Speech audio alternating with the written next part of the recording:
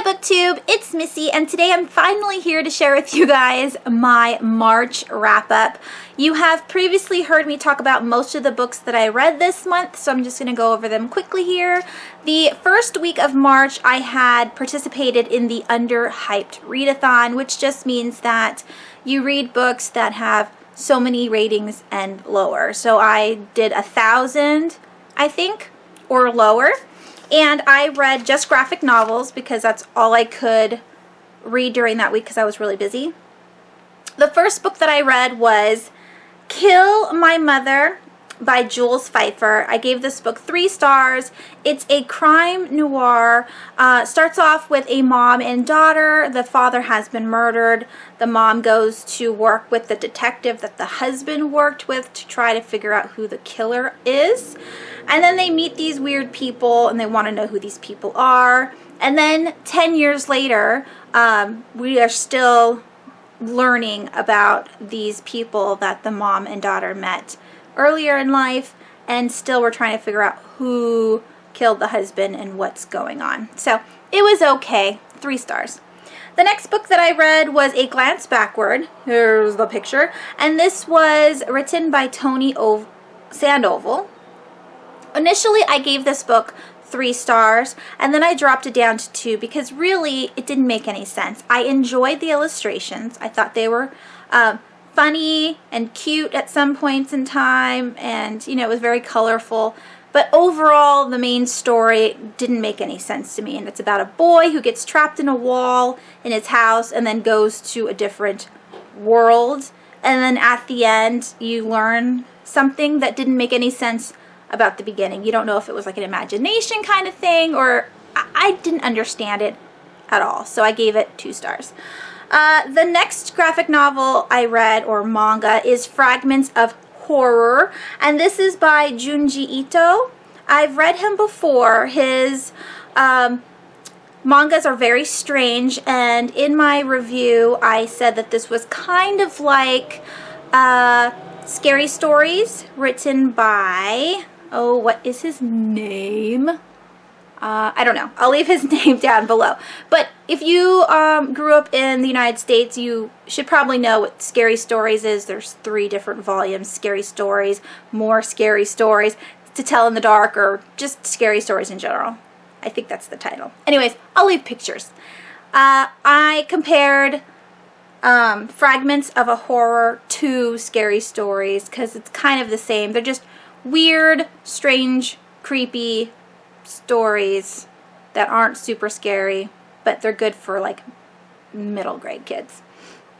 3 stars. And then the last book that I read during the Underhyped Readathon is The Only Child by Goi Jing, and I also gave this one 3 stars. It is a book without words, so it's just a picture graphic novel. I did enjoy the fact that you can change the story however you want. My children really liked it. The drawings were very cute. And there you go. But it's all, I don't know, it's like pencil drawings, so it wasn't colorful or anything. Alright, so those were the first couple graphic novels that I read in the month. Next we have Lolita. I listened to this on audio. It was narrated by Jeremy Irons. He's amazing. He has a theatrical voice, so it was just awesome. I gave this book 4 stars because I couldn't give it 5 because of, you know, what it's about is kind of gross. I really wanted to make a separate review on this book, but I don't think I'll be able to get my words out correctly. I really enjoyed this book. I recommend it to everyone. It was easy to listen to. I'm sure it's easy to read as well. It's very poetic. Humbert is an awful man, but at the same time he's not, and that's why I don't want to go over it because it's very controversial, very taboo. If you are interested in hearing my thoughts on Lolita, I will leave the link down below so you can read my review on Goodreads. The next book that I read was a buddy read with Sylvia and Penelope, and that is A Wrinkle in Time by Madeline L'Engle. I gave this book 3 stars. When I initially read the graphic novel, I believe it was last year, maybe it was the year before. Either way, 2014 or 2015, I read the graphic novel and really liked the graphic novel. I think I gave it 3 or 3.5 stars. It wasn't too preachy, but at the same time, I got to like see what was going on. In this original of the classic, I felt like it was better made as a picture book. Like, so you can see what's going on because everything is like beautifully talked about and described, and I really wanted to visualize it, and so reading the graphic novel was very fun. It's about 2 kids and a friend that go in search of the kids' father, who's been missing for a year or so, and they meet these really weird women who may or may not be angels, and they have to travel through space like wormholes. They call it using a tesseract or a tesseract. And so it was very sci-fi, but middle grade. The only thing I had a problem with was the beginning and the end. It's very rushed. So the ending, it was like the ending concluded very cheesy in my opinion. It was very happy-go-lucky, and I was hoping for more of a fight to get to the conclusion, but there wasn't one. It was a kind of a letdown for me. But it's also the first book in 4, so maybe it gets better. I don't know. I'm not really interested in reading the rest of the series, but I did enjoy what I read. The next couple of books are all, again, graphic novels. So we have Exquisite Corpse by Penelope Bagu. I think I gave this graphic novel 3 stars. It's about a booth babe meeting an author and having a relationship with him and what happens with that relationship. And then I read Relish, My Life in the Kitchen by Lucy Nicely. I absolutely love this. This was the only 5-star I gave in the month of March. Definitely check it out if you enjoy memoirs or anything with cooking or recipes, because that's all in there. I absolutely loved it. The illustrations are very cute, and the author did all the illustrations. So that was a nice touch. And then I read Honor Girl by Maggie Thrash. This is also a memoir about a girl and her experience at a Christian summer camp and her coming out as a lesbian. And yeah, I liked it. I gave it 3.5 stars. I was hoping for a different ending, but overall it was really good. I didn't get to show you guys pictures last time, but I really liked the pictures. I don't know if, I think the author drew these, but yeah, all the eyeballs are just, where is it, circles. Yeah, I liked it. And here's another not snapshot, but another picture of the book. I liked it. Like I said, 3.5 stars. Next, I read a very, I don't know if it's popular, but it's a YA series turned into a graphic novel, and this is Blue Bloods, originally by Melissa Dela Cruz, but adapted by Robert Venditti and Alina Urosov, I think.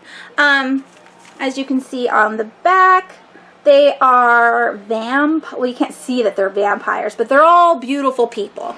And the Blue Bloods are kids that are born vampires, but they don't turn into full-fledged vampires until they hit adolescence, I think. And they're all immortal, so they've been doing this a while. I was very confused at the whole how these vampires come to be, because I think that when they get old and die, a piece of them, like a drop of their DNA or blood, has to be transferred to a new being, and then they continue on with the same memories and everything. Does that make sense?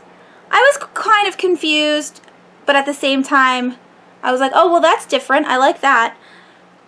So, yes, it was okay. I gave it 3 stars.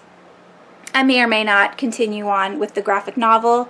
If they have the entire series, I don't know if I'll actually read the books. Alrighty. And then we have Here by Richard McGuire, and this was another graphic novel. Very artsy-fartsy, hardly any words in it, but it talks about time. Like, everything is time stamped. So it's about time and place and how everything evolves fluidly from one point to another and like in between, basically. And I gave this one 3.5 stars. I really liked just everything. It was very different and unusual, and I liked it. Alright, and the last graphic novel that I read in March was the Telltale Heart by Benjamin Harper and Dennis Calero. Of course, written originally by Edgar Allan Poe. I also gave this one 5 stars, but that's a given since I love Edgar Allan Poe, and this is a story I'm extremely familiar with, so I'm super biased, but I absolutely love the drawings as well. And the very last book I read in March was On the Edge of Gone by Corinne Doivas. This one came out, I believe, March 1st, I think. So this is already out. I have already made a whole review on this book alone. I absolutely loved it. Very autism awareness for, you know, it was on April 2nd, but yay to Blue Books. And it was just gorgeous. I loved it. It was a great YA sci-fi, and it portrayed autism extremely well, and I love the diversity. If you like sci-fi and all that jazz, definitely pick this book up. I highly recommend. I gave it 4 stars. And that is it. I hope you guys had a wonderful reading month of March, and I hope you guys have a great week this week, and I will talk to you soon. Bye!